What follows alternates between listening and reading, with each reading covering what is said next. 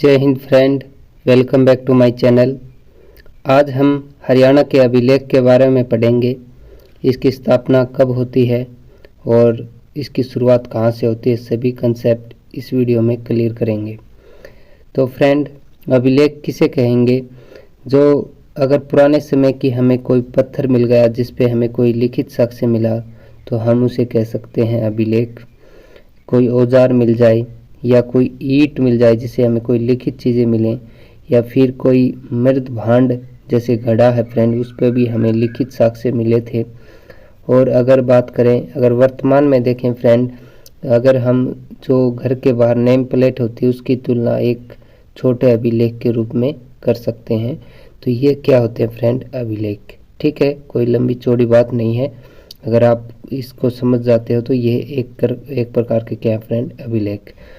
तो अभी हम देखें जो अभिलेख है इसकी शुरुआत या इसके बारे में जो अगर हम देखें ध्यान या फिर इस पर जो कार्य हो कब हुआ, तो अभिलेखों के बारे में फ्रेंड अंग्रेज़ों ने 1891 में इंपीरियल रिकॉर्ड डिपार्टमेंट की स्थापना की। कब की फ्रेंड? ये एग्जाम में पूछा गया है। इंपीरियल रिकॉर्ड डिपार्टमेंट, इसको मैं डीपी फॉर्म में शॉर्ट फॉर्म में लिख देता हूँ।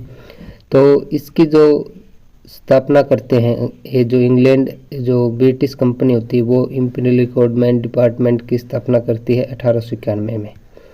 ठीक है फ्रेंड, फिर इसी और कहाँ स्थापना करती है इसकी? कोलकाता में।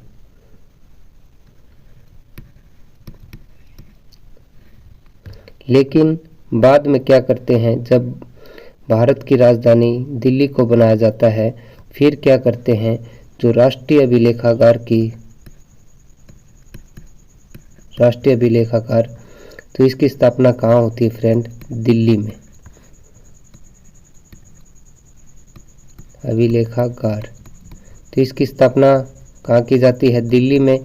फिर क्या करते हैं, 1926 और 37 यानी इन सालों में क्या किया जाता है, जो कोलकाता से जो अभी पुरानी चीज़ें हैं वो दिल्ली में शिफ्ट की जाती हैं। ठीक है फ्रेंड, एक बार 1926 में, एक बार 1937 में।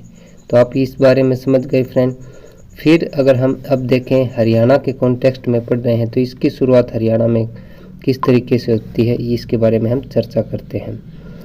एक आपको पता होगा फ्रेंड, पंजाब पुनर्गठन अधिनियम। पंजाब पुनर्गठन अधिनियम 1966 और धारा 65 के तहत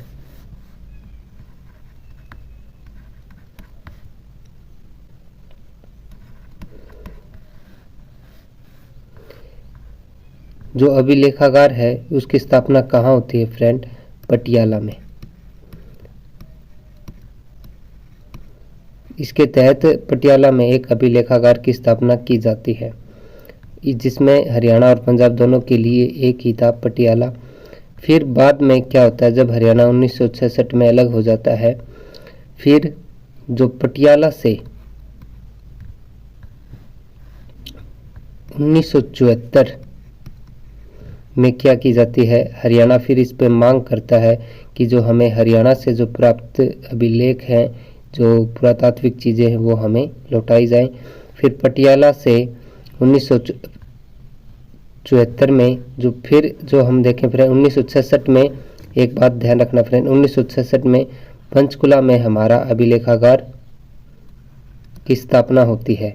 और 1974 में जो पटियाला से जो हमारे हरियाणा से प्राप्त जो अभिलेखागार मिले थे उनको पंचकुला में शिफ्ट किया जाता है। वर्तमान में कहाँ है फ्रेंड? पंचकुला में। ठीक है, अब हम पढ़ते हैं हमें कहाँ से क्या मिला, क्या उनका संबंध है, उससे सभी कंसेप्ट हैं वो इस वीडियो में समझते हैं। तो आप इसके बारे में समझ गए होंगे फ्रेंड। अब देखते हैं हम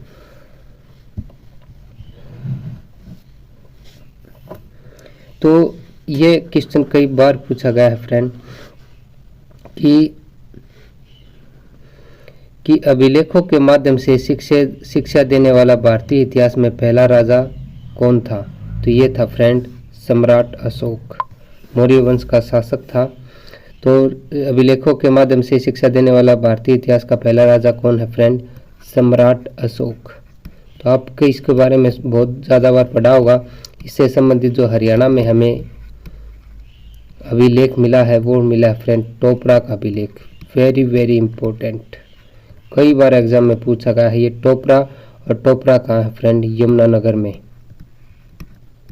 लेकिन इसमें जब फिरोज शाह तुगलक, आपको पता होगा फिरोज शाह तुगलक जब शासक बनता है तो वो क्या करता है, जो टोपरा का अभिलेख है वो दिल्ली में शिफ्ट करवा देता है, फिरोज शाह कोटला में।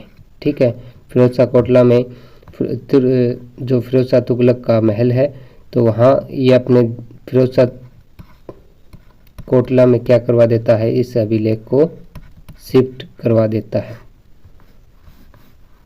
फिरोज शाह कोटला ये कहाँ है फ्रेंड? दिल्ली में है। और कौन शिफ्ट करा देता है इसको? फिरोज शाह तुगलक। फिर हम देखें जो सम्राट अशोक से संबंधित हमें अभिलेखों की संख्या की अगर हम देखें तो इससे हमें सम्राट अशोक से संबंधित अभिलेख मिले हैं। तो इसमें अलग अलग उसमें कैटेगरी में बांटा गया है। एक तो वरित अभिलेख हैं। वरित अभिलेख क्या होता है फ्रेंड? जैसे बड़े पत्थर पर, जो बड़े पत्थर पर अभिलेख खुदवाए गए हों, जैसे फ्रेंड उस टाइम में खुदवाना मतलब उस पर लिखवाए जाते थे पत्थर पर। ठीक है, वरित और लघु और स्तंभ, तो ये तीनों आपको पता होना चाहिए, इनकी संख्या पता होनी चाहिए। तो स्तंभ देखो फ्रेंड, अब इनके बारे में समझते हैं। वरित क्या होता है? बड़े पत्थर पर अभिलेख मिलना। लघु क्या होता है? छोटे पत्थर पर अभिलेख मिलना। वरित का मतलब बड़े पत्थर पर, और वरित पत्थर लघु का मतलब होता है फ्रेंड छोटे पत्थर पर। और स्तंभ का मतलब होता है फ्रेंड पिलर टाइप में, जैसे खंबा होता है उस टाइप में जो हमें स्तंभ पर जो कुछ लिखा गया हो तो उसे हम स्तंभ अभिलेख कहते हैं। तो वरित अभिलेख की जो संख्या है फ्रेंड वो कितनी है? अशोक से संबंधित 14। और लघु अभिलेख हमें कितने मिले हैं? अशोक के 13। और स्तंभ लेखों की संख्या देखें अभिलेखों की तो इनकी संख्या फ्रेंड 7। ये कई बार एग्जाम में पूछी गई हैं तो आपको इसके बारे में पता होने चाहिए। लेकिन जो स्तंभ अभिलेख है फ्रेंड, एक इसमें रोचक चीज़ें हैं, इसमें पशु पक्षी के चित्र दर्शाए गए हैं। ठीक है फ्रेंड, तो ये पॉइंट आपको क्लियर हो गए होंगे। और अब बात करते हैं फ्रेंड हम हरियाणा के, इसमें अभिलेखों की जो संख्या है वो कितनी है। ये कई बार एग्जाम में पूछा गया है। अगर कई बार कह देते हैं कि 3 दर्जन से अधिक जो हमें हरियाणा से जो प्राप्त अभिलेख हुए हैं उनकी संख्या क्या है? 3 दर्जन से अधिक हमें अभिलेख प्राप्त हुए हैं। अगर संख्या में देखें तो फ्रेंड 37। ठीक है, 3 दर्जन से अधिक, 3 दर्जन में कितने होते हैं फ्रेंड? 36। यानी अगर इसे देखें आप इसे 37। ठीक है, दोनों टाइप से पूछा गया है। संख्या में देखें तो 37 या फिर आपको कई बार 3 दर्जन से अधिक भी मिल जाता है इसके बारे में। फिर हम देखें जो अशोक के जो हमें अभिलेख हैं इसको सबसे पहले किसने खोजा था? तो ये खोजा था फ्रेंड 1750 में। ये थे पादरी पैंथलर, जिनका नाम है पादरी पैंथलर ने इनको खोजा था। लेकिन ये पढ़ने में पैंथलर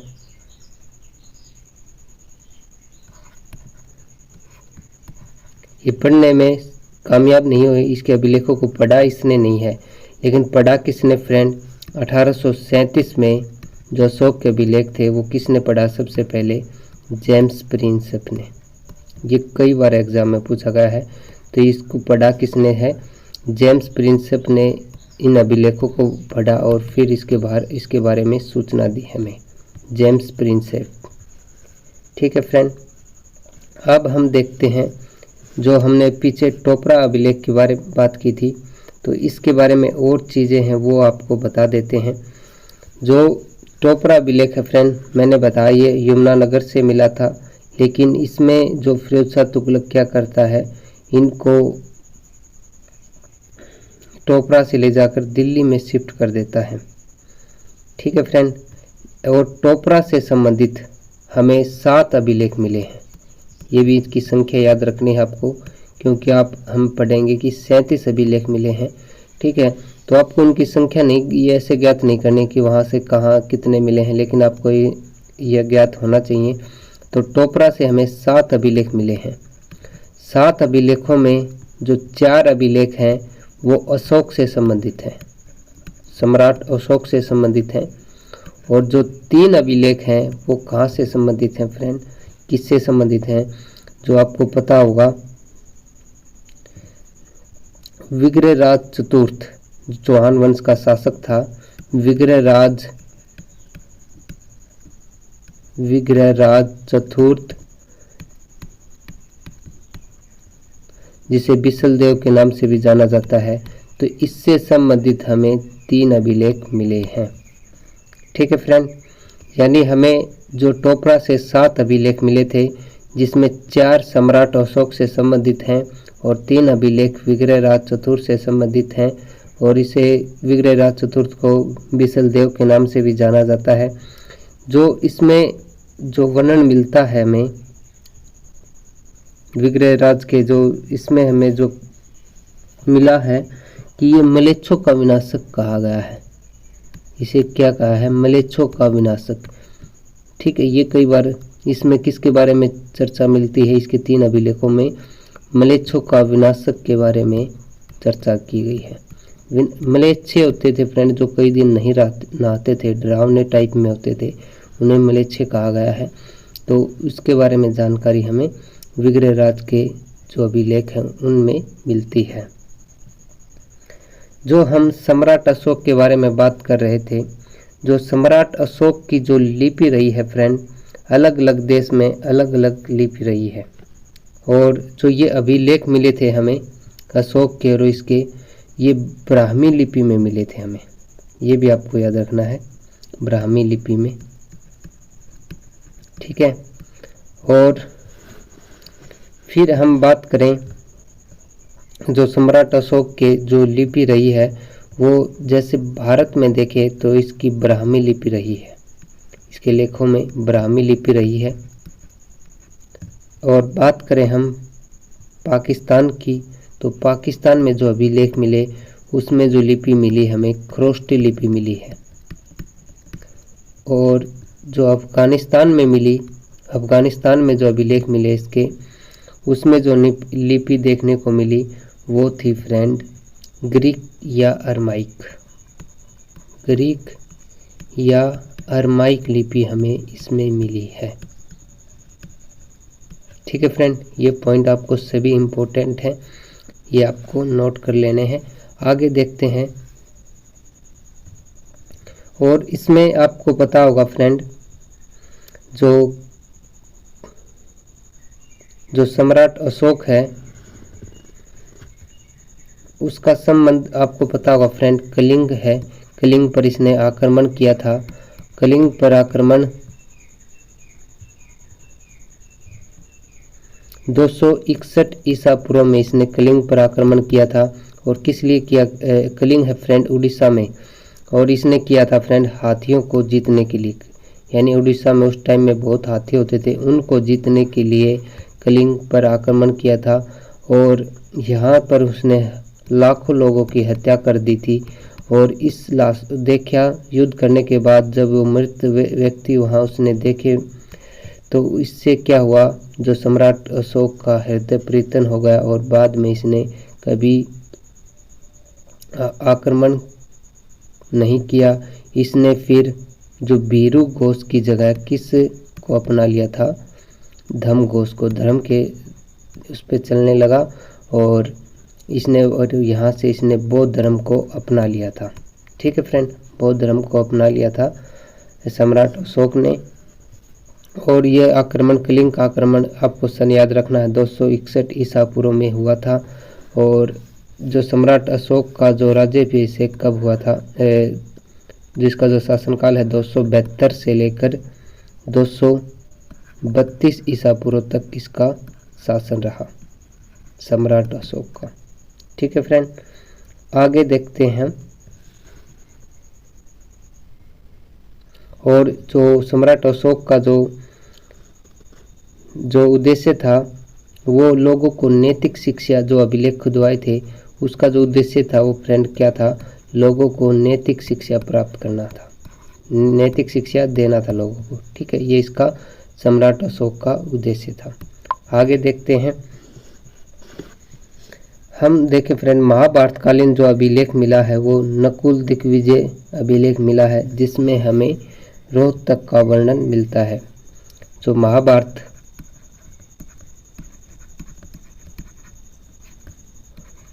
कालीन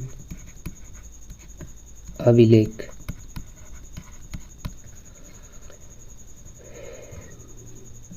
जिसका नाम है फ्रेंड नकुल दिग्विजय, नकुल दिग्विजय, नकुल दिग्विजय विजय है ना। इसमें हमें जो हरियाणा के रोहतक का वर्णन मिलता है। एक बौद्ध साहित्य है फ्रेंड, जिसमें हमें रोहतक बौद्ध साहित्य, उसका नाम है फ्रेंड दिव्यावद्यान, दिव्यावद्यान।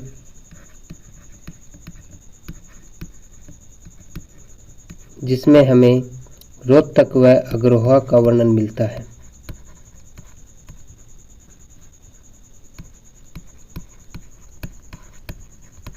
रोहतक व अग्रोहा का वर्णन मिलता है। 12 खड़ी अभिलेख, ये वेरी इंपॉर्टेंट फ्रेंड, कई बार एग्जाम में पूछा गया। 12 खड़ी अभिलेख, ये हमें कहाँ से मिला है? ये मिला फ्रेंड सुध, जो कि यमुनानगर के जगाधरी में है। जगाधरी सुध गांव है जो कि जगाधरी यमुनानगर में है। ठीक है फ्रेंड, जगाधरी यमुनानगर। और इसमें हमें सबसे पहले जो संगीत के साक्ष्य मिले हैं। ठीक है फ्रेंड, सबसे पहले जो संगीत के प्रमाण हमें कहाँ से मिले, यानी संगीत जो, और ये इस टाइम में फ्रेंड जो संगीत आ चुका था, यानी संगीत के सबसे पहले जो संगीत के पहले प्रमाण हमें कहाँ से मिले? 12 खड़ी अभिलेख से, जो कि सुध गांव में मिला था। और लेकिन इसके हमें किस कला में था ये हमें नहीं पता, भाई ये किस संगीत था, किस कला में था, ये इसके बारे में जानकारी नहीं मिलती है। लेकिन हमें इसके संगीत के प्रमाण मिलते हैं सुध जगाधरी से। ठीक है फ्रेंड, और इसमें जो हमें मिलता है 2वीं शताब्दी से संबंधित है, ये 2री शताब्दी से। एक बैलगाड़ी पर क्या दिखाया गया है?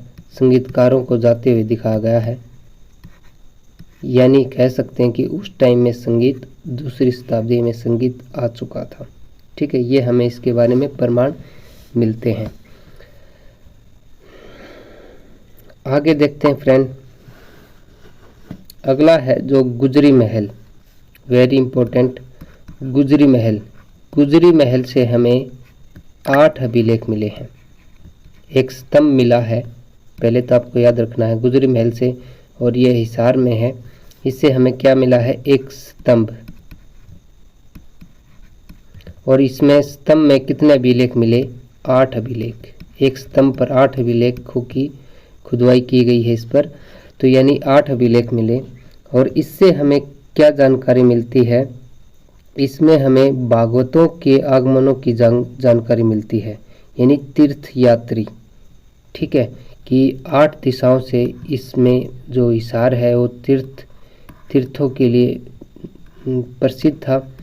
ठीक है, तो यानी भागवतों के बारे में हमें इसमें जानकारी मिलती है, यानी 8 दिशाओं से जो भागवत आए थे इसके बारे में जानकारी मिलती है, यानी तीर्थ के रूप में पहले हिसार जाना जाता था। ठीक है फ्रेंड, ये हमें इसके बारे में जानकारी मिलती है। और गुजरी महल, इसकी जो निर्माण किसने करवाया था फ्रेंड? फिरोज शाह तुगलक ने करवाया था। और गुजरी के लिए करवाया था। क्यों? जब फिरोज शाह तुगलक घोड़े से गिरकर घायल हो जाते हैं तो एक गुजरी ने फिरोज शाह तुगलक को दूध पिलाया था और इस पर जो फिरोज शाह तुगलक वो ठीक हो गए तो फिरोज शाह तुगलक ने अपने दरबारियों से पूछा कि भाई मैं कैसे बचा। तो इस पर जो कहते हैं कि एक गुजरी आपको दूध पिलाती थी जिससे आप स्वस्थ हो गए। फिर ये फिरोज शाह तुगलक उनके लिए गुजरी के पास जाते हैं और कहते हैं कि मैं आपसे शादी करना चाहता हूँ। तो गुजरी ने इस पर जवाब दिया कि मैं आपसे शादी तो कर लूँगी लेकिन मैं हिसार छोड़कर नहीं जाऊँगी। और गुजरी के माँ बाप थे जो बुजुर्ग थे, तो इस पर क्या करते हैं फिरोज शाह तुगलक हिसार में ही गुजरी के लिए गुजरी महल एक महल का निर्माण करवाते हैं और जिसका नाम रखा जाता है गुजरी महल। और कहा जाता है कि सल्तनत काल की सबसे जो सुंदर इमारत थी वो गुजरी महल थी। आज वर्तमान में तो ये खंडर बन चुकी है। जो हिसार का बस स्टैंड है उसी के पास में है फ्रेंड ये गुजरी महल। ठीक है, तो आगे देखते हैं। इसके आगे हम अभिलेखों के बारे में देखते हैं। एक अभिलेख जो हमें मिला है वो लाओस देश से मिला है, लेकिन आज वर्तमान में लाओस जो है चीन का ही हिस्सा है। ठीक है, लाओस देश में कहा जाता है कि जो देवक थे, वो जो देवक राजा थे वहाँ के लाओस के, वो भारत में हरियाणा में घूमने के लिए आए थे, यानी भारत में घूमने आए थे। और कहाँ आए थे? कुरुक्षेत्र में। ठीक है, कुरुक्षेत्र में वहाँ आए थे और इन्होंने कुरुक्षेत्र की महिमा का वर्णन किया है। और इसने जो कुरुक्षेत्र को तो देवक ने यहाँ पर जाने पर अपने देश में एक अभिलेख का निर्माण करवाया था। ठीक है फ्रेंड, और उसमें इसने कुरुक्षेत्र को महातीर्थ की संज्ञा दी है। ठीक है फ्रेंड, यहाँ घूमने के लिए आए थे और इन्होंने जो कुरुक्षेत्र की महिमा का वर्णन किया है और इसने कुरुक्षेत्र को महातीर्थ कहा है राजा देवक ने। और इसने जो इससे संबंधित कुरुक्षेत्र से संबंधित 18 श्लोकों का वर्णन किया, यानी 18 श्लोकों में किसका वर्णन किया गया है? कुरुक्षेत्र का।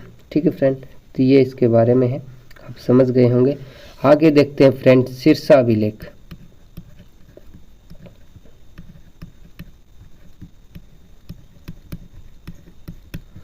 सिरसा अभिलेख, इसमें अभिलेख से हमें पता चलता है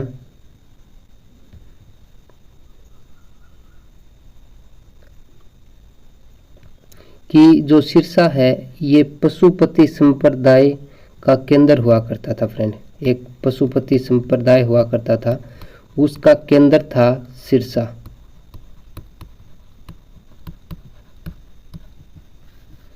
उसका केंद्र था सिरसा।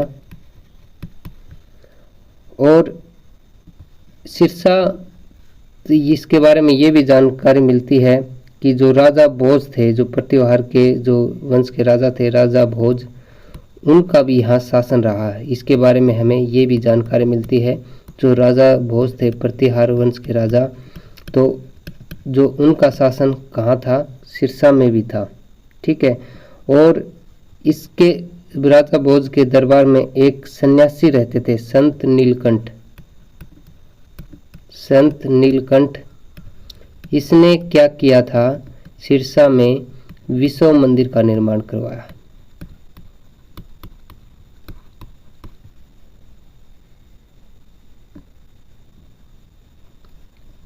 तो ये आपको सिरसा अभिलेख से जो महत्वपूर्ण जानकारी है वो आप नोट कर सकते हैं।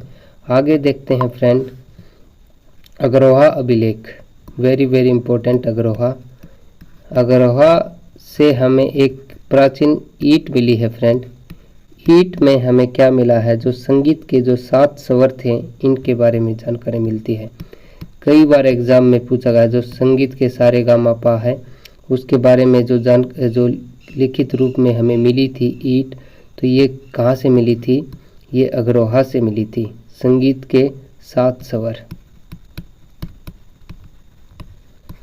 और अग्रोहा से एक हमें मृद भांड भी मिला था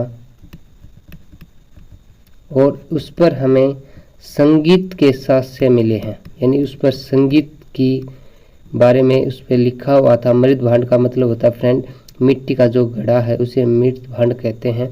तो संगीत के उसमें हमें मिले, तो कहा जा सकता है कि जो उस टाइम में क्या था, जो संगीत है वो प्रत्येक घर में आ चुका था। यानी हमें, क्योंकि मिट्टी का जो घड़ा है वो प्रत्येक घरों में यूज किया जाता था। अगर घड़े पर अगर आपको ऐसी चीज़ें मिल गई तो इसका मतलब क्या है फ्रेंड, उस टाइम में जो संगीत था वो हर घर तक पहुंच चुका था। और ये किस प्रकार का संगीत था फ्रेंड, शास्त्रीय संगीत था।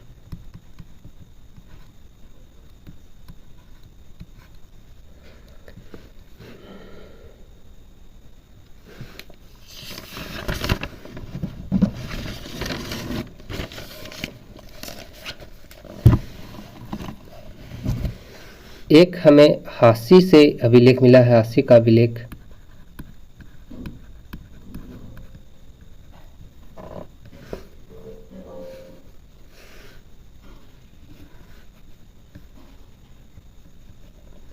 हास्य अभिलेख ये किससे संबंधित था फ्रेंड, पृथ्वीराज द्वितीय से। और पृथ्वीराज की कचहरी भी कहा जाता है हास्य को। और यहाँ आसिरगढ़ का किला है हास्य में, जिसे तलवारों का किला कहा जाता है। आसिरगढ़ का किला जिसे तलवारों का किला कहा जाता है।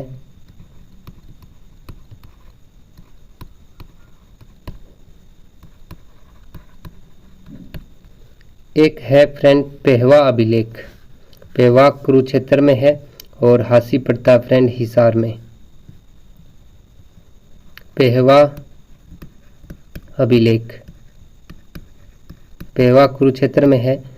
और इसका जो पेहवा अभिलेख है ये 9वीं शताब्दी से संबंधित है।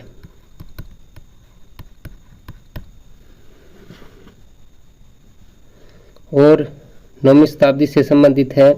और जो प्रतिहार मिहिर भोज, इसमें जो सूचना मिलती है कि जो एक प्रतिहार वंश के राजा रहे हैं मिहिर भोज,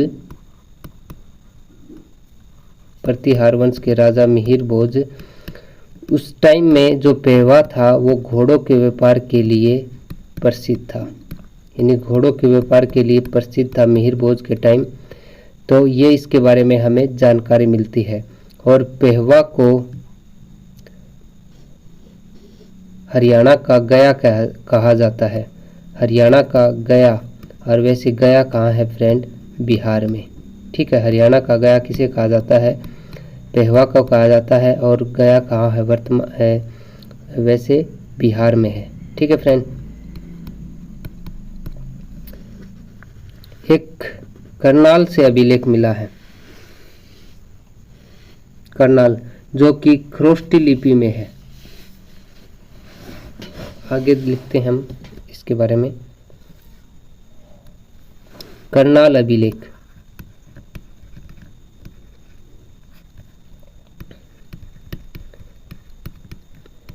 करनाल अभिलेख है, करनाल से मिला है। और ये किस लिपि में है फ्रेंड, खरोष्टी लिपि में है, खरोष्टी लिपि में अभिलेख है ये। और ये जो संबंधित है फ्रेंड शक, जो कुषाण वंश रहे हैं, शक कुषाण वंश में जो राजा था कनिष्क, बहुत ही फेमस राजा रहे हैं। तो उस टाइम का है फ्रेंड ये करनाल अभिलेख, और खरोष्टी लिपि में लिखा हुआ है। और इसमें जो हमें जानकारी मिलती है तालाब, इसमें मिलती है एक तालाब निर्माण के बारे में, इस अभिलेख में जानकारी मिलती है करनाल में। ठीक है फ्रेंड, तो ये करनाल से मिला है, खरोष्टी लिपि में है और शक कुषाण से संबंधित है और तालाब निर्माण के बारे में जानकारी मिलती है। अगला अभिलेख है लाडनू अभिलेख।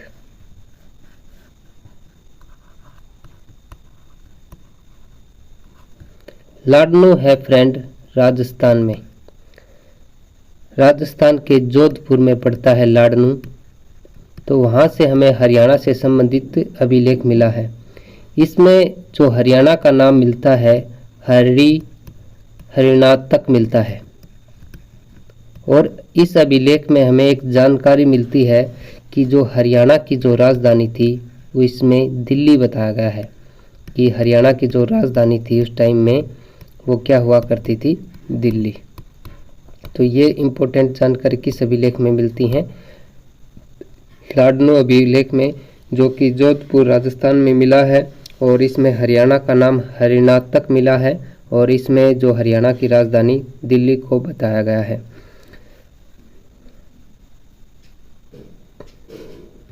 अगला देखते हैं फ्रेंड, एक पेहवा से हमें 2 अभिलेख मिले थे फ्रेंड। तो इसमें मैं आपको एक और बता देता हूँ, पेहवा के बारे में 2 अभिलेख मिले हैं। पहले एक हमने चर्चा कर ली थी पेहवा, जिसमें हमने मिहिर भोज से संबंधित था। एक पेहवा अभिलेख जो सेकंड है, इसमें हमें जो सेकंड अभिलेख है, इसमें हमें जो महेंद्रपाल राजा हुए हैं इसके बारे में जानकारी मिलती है। महेंद्रपाल, और ये इनका जो संबंध था 905 ईस्वी, तोमर राजा रहे हैं महेंद्रपाल। इसमें जो हमें जानकारी मिलती है इस अभिलेख में, जो चर्चा की गई है, मंदिर के निर्माण के बारे में चर्चा की गई है। मंदिर के निर्माण की जानकारी के निर्माण की जो चर्चा है किस अभिलेख में की गई है, पेहवा अभिलेख में, जो महेंद्रपाल से संबंधित है। एक तोमर राजा रहे हैं और मंदिर निर्माण की इसके बारे में जानकारी मिलती है। अगला जो अभिलेख है वो है फ्रेंड वामन पुराण। एक वामन पुराण है फ्रेंड, इसमें हमें क्या मिलती है, वामन पुराण, इसमें हमें हरियाणा के मंदिरों के निर्माण की जानकारी मिलती है। हरियाणा के मंदिरों के निर्माण की जानकारी किस में मिलती है, हमें वामन पुराण में। ठीक है फ्रेंड। एक है कपाल मोचन। आपको पता होगा कपाल मोचन कहाँ है, तो कपाल मोचन है फ्रेंड यमुनानगर में। कपाल मोचन मेला भी लगता है कपाल मोचन, और कपाल मोचन गुरुद्वारा भी है।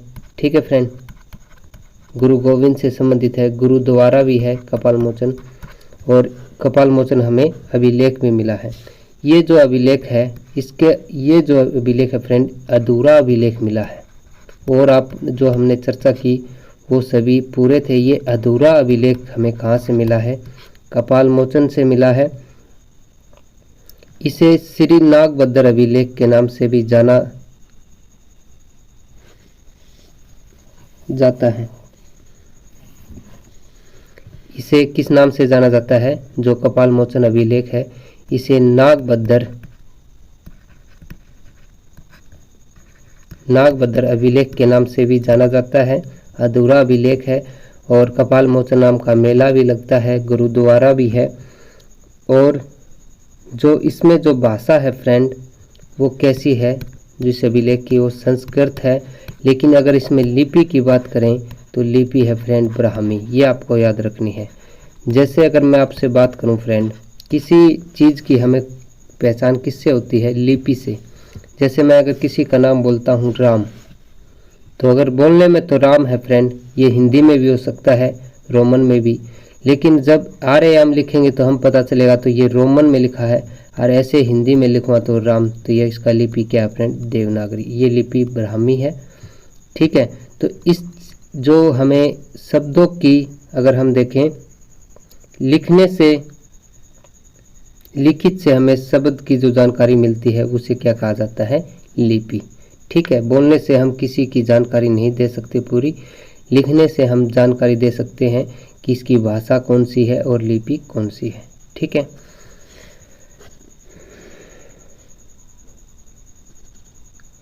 अगला जो अभिलेख है वो है मोहनबाड़ी। तो मोहनबाड़ी जो अभिलेख मिला है वो झज्जर से मिला है।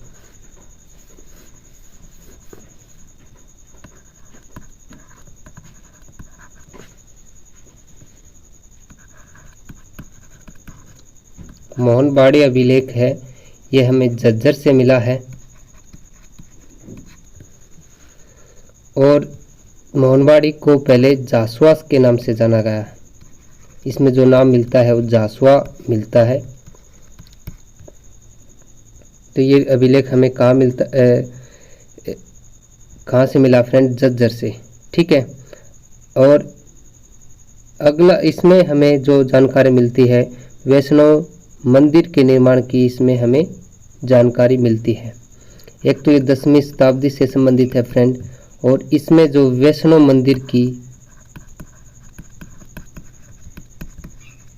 मंदिर के निर्माण की इसमें चर्चा की गई है। तोसाम अभिलेख ये भिवानी से मिला है, तोसाम।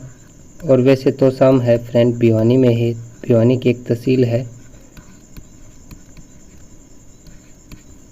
और ये अभिलेख है 3री व 4थी शताब्दी से संबंधित है। कौन सी शताब्दी से संबंधित है? 3री व 4थी शताब्दी से संबंधित है।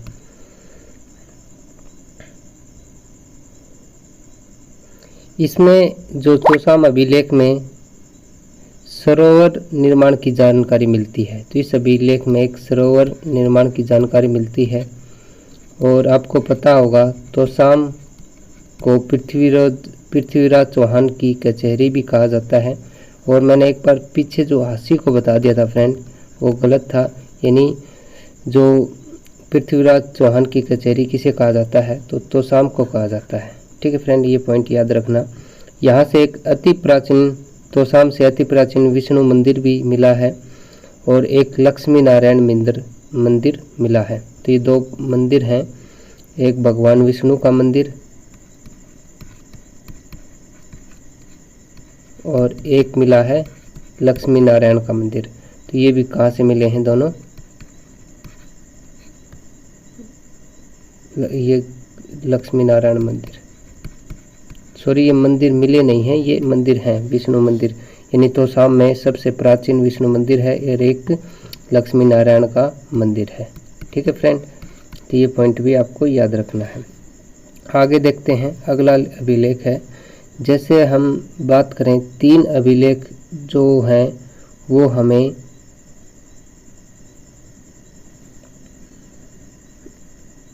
तीन या आप 4 भी कह सकते हो, 4 अभिलेख हैं जो हरियाणा से हमें बाहर मिले हैं और हरियाणा के बारे में जानकारी देते हैं।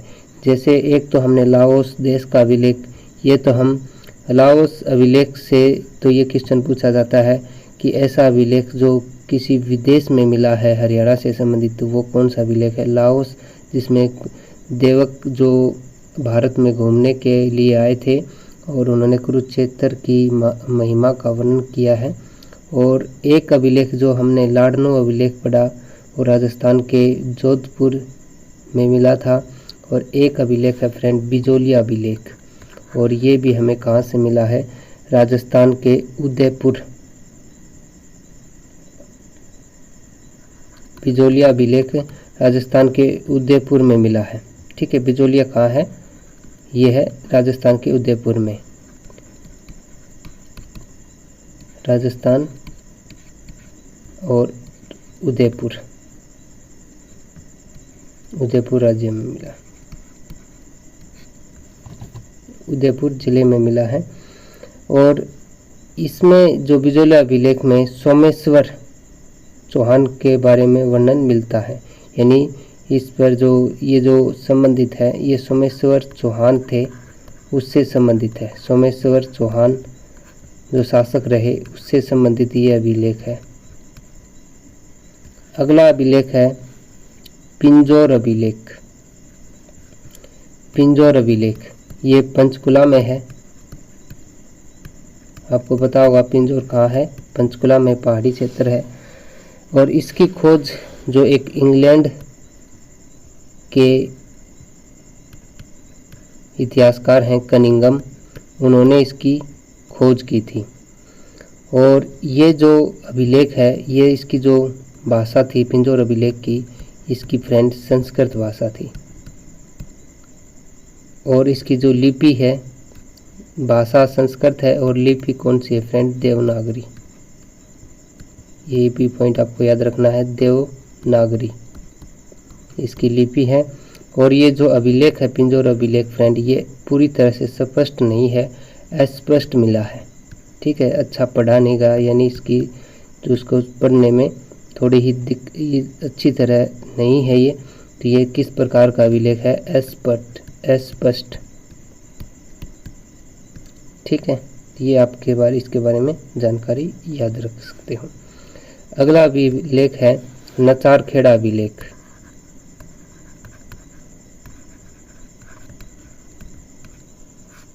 यह अभिलेख है फ्रेंड महाभारत से संबंधित है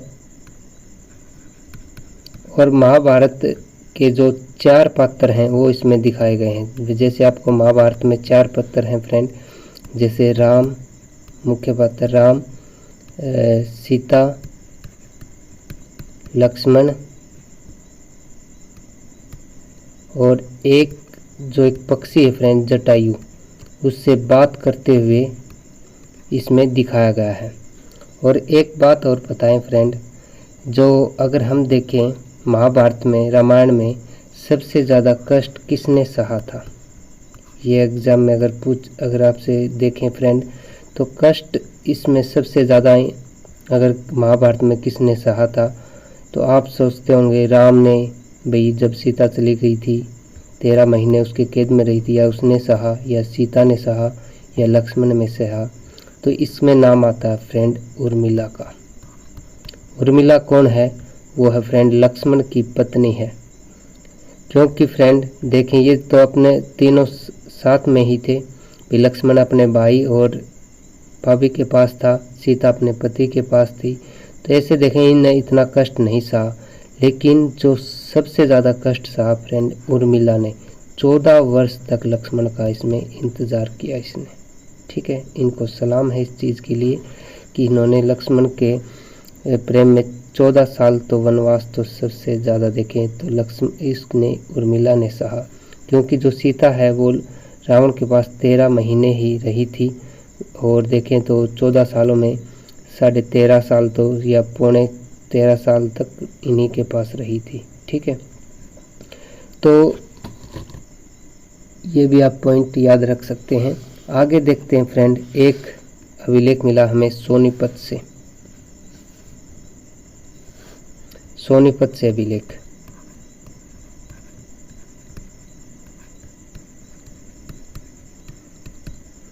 सोनीपत से जो अभिलेख मिला है,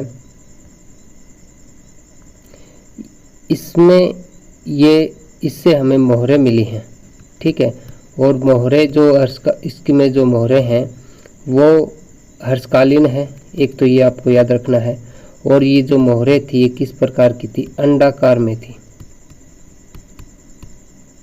ठीक है फ्रेंड, तो ये इसमें आप याद रखना। और एक अभिलेख जो मैंने आपसे चर्चा की थी कि 4 अभिलेख ऐसे हैं जो हमें हरियाणा से बाहर मिले हैं और हरियाणा के बारे में जानकारी देते हैं। तो एक अभिलेख का नाम आता है ऐहोल अभिलेख। तो आपको पता होगा फ्रेंड कि जो पुलकेशिन द्वितीय और हर्षवर्धन के बीच में 634 ईस्वी में एक युद्ध होता है, जो कि नर्मदा नदी के किनारे लड़ा जाता है, जिसमें हर्षवर्धन की हार होती है और पुलकेशिन इसमें जीतता है। और यहीं से अगर हम देखें उत्तर भारत और दक्षिण भारत के बीच में जो नर्मदा नदी है उस सीमा का निर्धारण हो जाता है। ठीक है फ्रेंड, इसके बाद जो हर्षवर्धन या कोई भी राजा इसके नीचे नहीं जीत पाता। पुलकेशिन द्वितीय जो है हर्षवर्धन को पूरी तरह से हरा देते हैं और बाद में नर्मदा नदी को उत्तर भारत और दक्षिण भारत की सीमा मान लिया जाता है। तो ये वीडियो आपको कैसी लगी कमेंट कर ज़रूर बताएं। अगर चैनल पर नए हैं तो चैनल को सब्सक्राइब ज़रूर करें।